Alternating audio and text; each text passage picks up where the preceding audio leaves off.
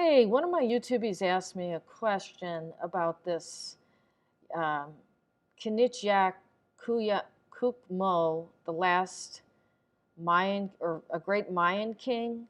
Um, Great question, because this imagery that I'm showing you, it's an incense burner found at the site of Copan and believed to depict this Mayan king, and he has goggles on.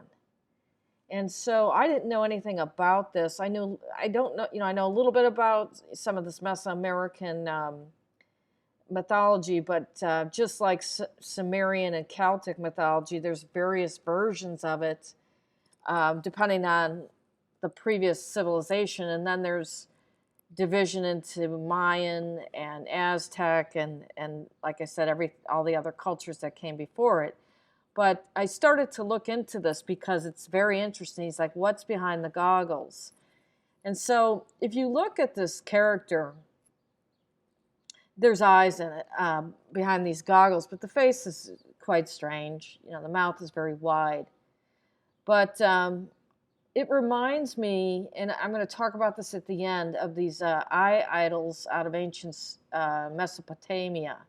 But let's talk about this, because after I started doing some research, it led me back to the Cronides, of course. And so let's get into who this king was and what I think these goggles are. I actually think, well, in this guy's case, as you're going to hear, he was imitating a god, Tlaloc.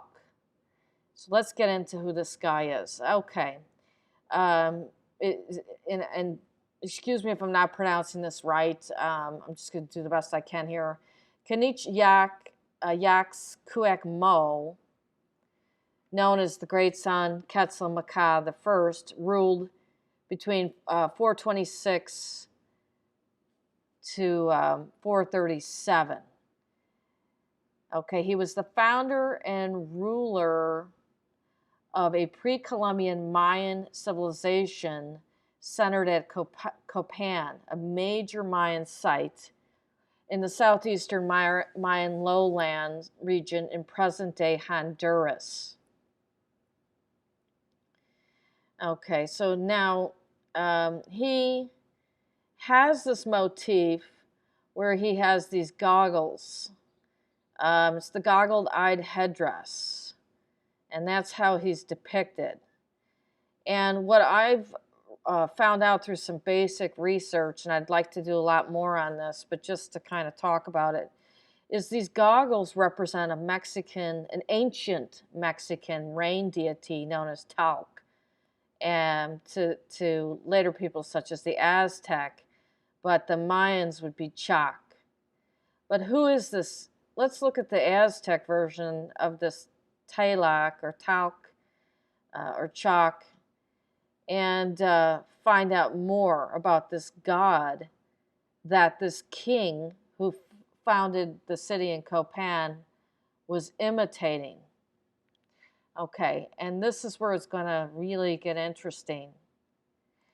And it's either Tlaloc or Chac. Okay, looking at his version in the Aztec religion, he was a supreme god of the rains and a god of fertility and water. He was worshipped widely as a beneficent giver of life and sustenance, but he was feared. And he was associated with hail, thunder, and lightning. Now, this is very interesting. He's also associated with caves, springs, mountains, most specifically a sacred mountain in which he believed to reside. And some of his sacred animals were herons, the water-dwelling creatures such as amphibians, snails, and possibly the shellfish. And the marigold was burnt as incense for this god. But the macabre side of it is that human sacrifices were made to this god. And this guy was pre-Aztec. I mean, it's from what I'm learning here, he was one of the founders They associate him with the Lord of the third sun when the earth was destroyed by fire. Now, it says in the Aztec capital of Tenochtitlan, one of the two shrines on the top of the great temple was dedicated to Talc, and I believe the other one's to Huitzilopochtli. The Huitzilopochtli, from what I was learning, would be the god of the sun and war, but he would balance out the rain and make it a better condition for growing things. That's what I've learned. But here's another one interesting. They said that Talc ruled the fourth layer of the upper world or heavens, which is called Takalan in several Aztec codices. Here's a like fourth layer, like the fourth heaven. It's very similar to Judaism in that respect, or those Semitic writings. Yeah, the second shrine on top of the main pyramid at Tenochtitlan is dedicated to Tak. Both his shrine and Huitzilopochtli next to it face west. Now, the macabre thing is the human sacrifices, and they were taking hearts out of children and people to be that sacrifice, and they would eat them. So where does that story come from? Well, that is very similar to the story of Zagreus. And if you're following my work, you know that Zagreus was the child of Persephone and Zeus. The child was killed, cut up, and cannibalized, and only the heart was left. And either the heart was made into some kind of a drink, and it was either taken by Zeus or given to Persephone to reincarnate Dionysus of Cyrus, because the Eleusinian mysteries and the Orphic mysteries tell us, as well as what I found in that Loeb library and the British library, that Dionysus of Cyrus is the reincarnation of Zagreus. So now we get in and let's look at the Chakmol, or Chakmul, which is Mayan, from my understanding here. And it is a sacrifice container for chalk or chalk. So this is the equivalent god in Aztec and Mayan mythology. And it's interesting because when I was a kid, about 10 years old, other than, being raised Catholic and knowing that there's something really wrong with religion, this was this culture in Mesoamerica is something that really caught my eye. Thinking there were some bizarre similarities between them and Egypt. And that's something I remember writing a paper about in grade school, trying to prove that they had too many similarities. And I'm going to show you something here at the end that was at a Mesoamerican temple that looks very much like a pharaoh with the pharaoh beard. I found a website, but let's continue on. So this Chakmol contains a stone bowl to receive sacrificed human hearts. So here is that heart symbolism that goes along with Zagreus and reincarnation, and is always shown as the Sacred Heart of Jesus Christ, as well as there's a Sacred Heart in the Catholic Church shown with the Virgin Mary. So I'm looking at this thinking this is an aspect of Zeus, and they took that mystery of Zagreus and unfortunately turned it into this hideous human sacrifice control system in Mesoamerica. And they reenacted out what happened to Zagreus on many of these children. And usually they went for the best and the brightest, which Zagreus was supposed to be the best and the brightest as well. But it serves a purpose to these elite. And when you go, first of all, you whittle down the population so that they don't outnumber you. Second of all, they eat them, which it gives them more protein and makes them feel different. Third of all, going for the best and the brightest ensures that they get rid of the intelligence in the gene pool, and that nobody could rise up as easily to challenge them in their disgusting elitism control system. And from my studies here, I'm starting to find out that this whole practice of human sacrifice and cannibalism was very widely spread in Mesoamerica and the southwest of America, and at the minimum, human sacrifice all along the Mississippian culture. And I believe it's all connected, and it goes back to these mystery cults of Zagreus, and that these elites kept this knowledge from the people and used these rituals that started off with Cronus to control them, and built it into this elaborate system of mythology to explain things and control things and pretend that they had control of the earth, when they were given these mysteries to understand how the seasons worked, when the plant and the star system knowledge, as well as the history of these Cronides. But they kept it for themselves, and they did this, incorporated this horrible reenactment of what happened to Zagreus over and over and over, and always the heart, which is what was left of Zagreus. So I'd like to do a lot more research into this. Like I said, unfortunately, my time is limited with the responsibilities of life. But as I get time, I try and add to that. But this was a very good question from my YouTubey. And now I just want to talk about, where have we seen this before? Well, we've seen it on these figurines out of Sumer, and I'm going to show you. These are, the figurines. They're eye idols. I got a couple of them from pictures from the Louvre, and another from the British Museum. This eye idol, it's over 5,000 years old, and it came from Syria. There's an eye temple in Syria. And these almost could be like a goggle. I mean, Tel Brak is an ancient city in Syria. And that's where I believe this temple is.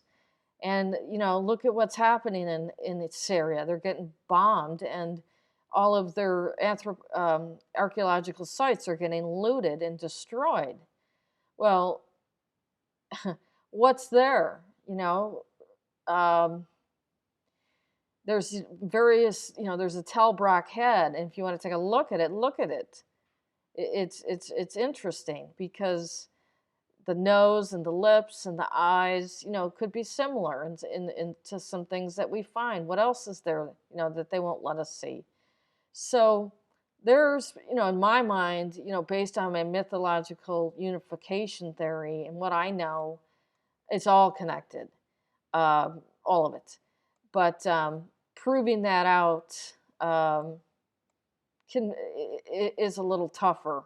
You'd have to have some DNA evidence to prove it out, that there was travel and mixing, possibly some writing, if some kind of written type of example that gives an older history might help. But unfortunately, these things tend to get stolen, looted, hidden. It's not well known to the public. And when someone like myself comes along, we're poo-pooed, and, basically it doesn't, they try and stop it from going further. Now, I want to tell you about this site I found. It's called uncoveredhistory.com, and there's something about these Mayans, and it appears to be in Guatemala. And it's, okay, I'm going to try to pronounce it, Guarigua, the Maya creation stones. And I'm going to take a screenshot and show you, but there's these Mayan creation stones, and it's got a figure with a beard just like the pharaoh. So I'll put a link to this, and you can take a look at this site. But very interesting, because that is that goatee, which also, there can be that, that's like the shape of what the beard is on a goat or a ram, and that's just very particular to those pharaohs in ancient Egypt. So here is a connection. It's just like I said, if we could just get these elites out of our way, and really open up this field, and open up the minds, and quit looting these places. Let the people with intelligence and the capability to study it and get it out to the public. I think there's enough proof there that all of these cultures are connected and go back to the Cronides, and who were teaching the agriculture. And unfortunately, some of these teachings got corrupted in most terrible ways with these human sacrifice situations. But the goggle, let's go back to this goggle. It could be simply sunglasses. Think about it. Blue eyes in a hot sun. I've been to Mexico a couple times. I've been to the Bahamas, but I've been to Mexico, and it could be pretty hot and bright. And they have a siesta break, which is a nice little break in the middle of the day when it's hottest and everything. But I needed sunglasses there. It's just that bright and hot at times. And if this God was wearing that, and it was an aspect of Zeus, possibly even Cronus, and they had blue eyes, and they were travelers and not used to that area, they may have had something that they created, like a glasses to put over their eyes. Now, I also read something. Someone said the glasses represented something to protect the people from the eyes that were like a sun from this god. Now, where have we heard that description before? Now, if you follow my work, it's from the book of Enoch about Noah, that his eyes shone like the sun. He was similar to a watcher.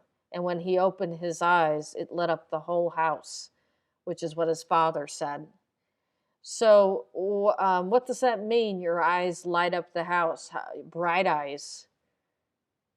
Your eyes, either you're emitting light out of your eyes, or your eyes are blue like the sky where the sun is, or simply it was a pair of sunglasses for these blue-eyed people who couldn't really handle the intensity of that sun, and somehow that imagery came in.